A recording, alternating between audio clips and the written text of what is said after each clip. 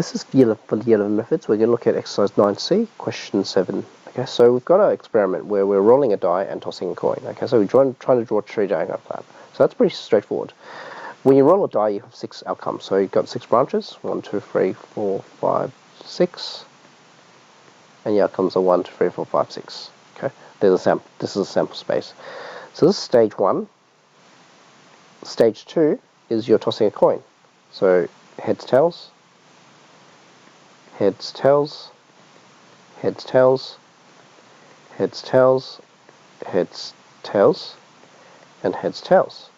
And you're trying to list the sample space. Okay, so that's stage 2. Now, the sample space is basically all the possible combinations you can get. Okay, so you can get 1 heads, 1 tails, 2 heads, 2 tails, 3 heads, 3 tails, 4 heads, 4 tails, 5 heads, 5 tails, 6 heads, 6 tails. Okay. Now, because the probabilities are all likely to occur, your outcomes are limited to your probabilities are going to be out of the number of outcomes you have. So remember the way you can quickly check like how many outcomes you have. You just go the number of possible outcomes in stage 1, which is 6, and the number of possible outcomes in stage 2, which is 2. So you have 12 possible outcomes. So your probabilities will be out of 12.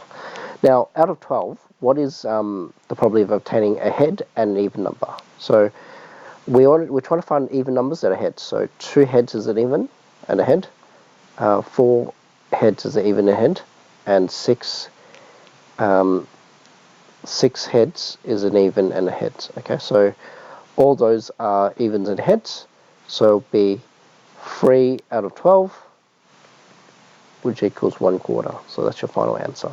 So with simple tree diagrams, where all the probabilities are equal, you can just count like what you want out of the total number of outcomes. So I hope that helps.